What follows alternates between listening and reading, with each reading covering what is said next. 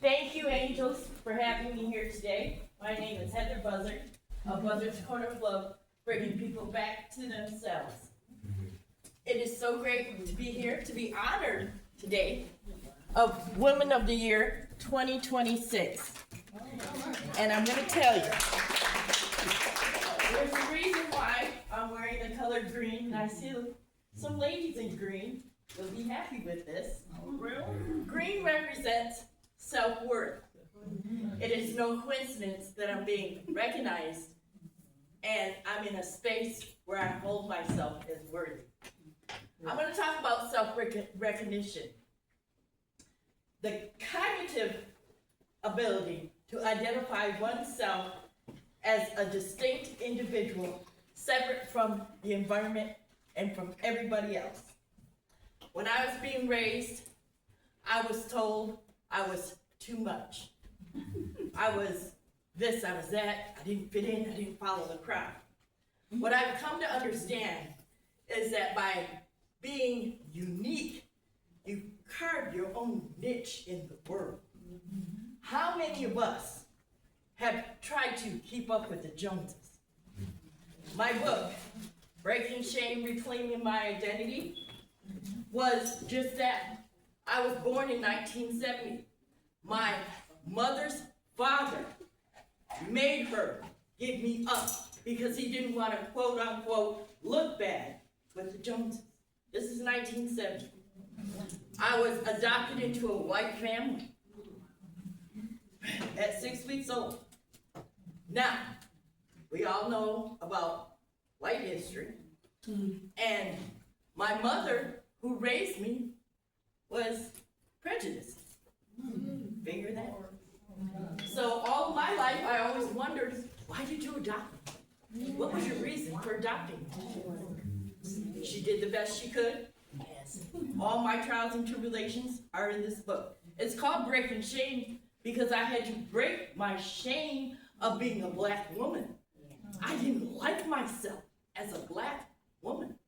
I used to go around saying I was a white girl trapped in a black body to be accepted in that white environment. When I got 18 and my parents kicked me out, I wasn't the cute black girl with the white parents, and the black people were like, oh, wait a minute, you are way too white for us. Yes, so what did I do? I stepped on spirituality, and I had to break my shame. It wasn't easy. It was a 35-year journey. A little longer than that.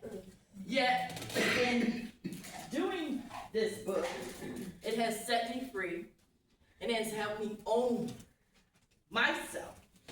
Imagine being adopted into a family where you don't know who you look like, where you come from, or what you did. How would you deal with that in everyday life? If somebody, a white person called you a nigger, excuse my language, and you go home to a white family, how do you deal with that? If you have a white mother talking about black people, how they're not going to be anything, they're not going to be educated, they're going to be a single parent, that's what you're going to be like, how does one deal with that? Shame. I had a lot of shame in my life. Yet, the grace of God, I was able to overcome that, break my shame, find my birth parents, and it's all in this book, Breaking Shame, Reclaiming My Identity. I'm going to read you a chapter, just a small part. The worst year of my life was 1986.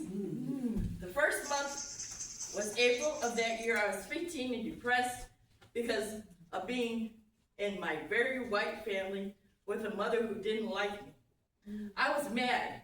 I was sexually promiscuous. My family had already labeled me as a liar and a thief, and I felt I was no good and would amount to nothing. There was so much negative talk about me that I wondered, why did I even need to be here? That was the beginning of my end. I remember having a broken piece of glass from a soda bottle in the bathroom, and I thought, well, I'll just end my life now. So I slit my wrist, and blood went everywhere. That didn't last long, because my mother heard me and found out what I was trying to do. Well, her being a nurse, She wrapped up my wrist and off to the hospital we went. And I was so mad that I couldn't even do this successfully. I was mad at God and was cursing God about why he put me in this family. What did I do to deserve this? How come to me? Why didn't my parents care what was wrong with my real mother? Questions, questions, questions, yet no answers. I felt very alone at that time. I felt that no one cared for me, and I didn't understand myself, my life at that time, and I felt completely hopeless. What was my point? My biological mother gave me away. My adopted mother didn't like me. I was no good. What was the point of living? I felt in my mind that God had got it all wrong. The small me was going to make it right. I really desired to just understand. While it was happening, I felt completely worthless. After the incident was over, I felt even worse because it didn't work. And I was still here having to deal with my fucked up family. Looking back, I realized that there was the Spirit. Spirit had a plan. Back then, I didn't see it, yet today I do. Nonetheless, I say, I was put on a suicide watch and I was filled with hate. And if you guys don't know what hate is, it is a negative feeling. And I had negative thinking about myself, about what I can or can't do, and I felt confused and misunderstood. My relationship with my mother was destroyed at that point, and really so was the relationship with my adopted family and the relationship with myself. Well, this caused me to be even more belligerent. I had a complete fuck you attitude. I didn't care about myself, my life, or anyone else at the time.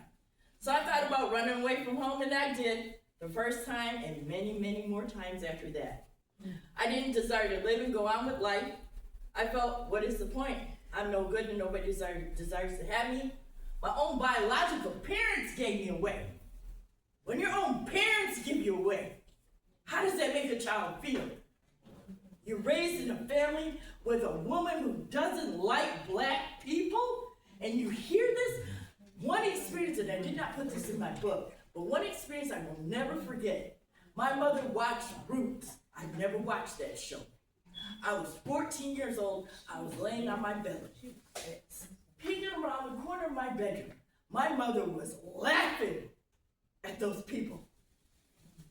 It still touches my heart today. That is deep. That's a deep one. Yet, that's just a small part of my story. Because by the grace of God, I'm standing here worthy, deserving, knowing who I am, who I am. Today, I uplift, I inspire, I encourage. That's what Buzzard's Corners of Love is about. I work with adopted kids, I work with foster kids. In fact, I got a children's book coming out for children who were adopted, who may have felt lost or confused. Yet I tell you, Angel, breaking shame, all of us from our history have carried some type of shame, whether it's been passed down from our ancestors or whatnot. Yet I tell you, breaking our shame sets us free. And my story is here to uplift and inspire all of you. And I thank Barbara for giving me this opportunity to share myself and to actually stand here claiming who and whose I am. Buzzard's Corner of Love, Heather Buzzard, a published author, a public speaker, a child of God, a woman of grace. Thank you.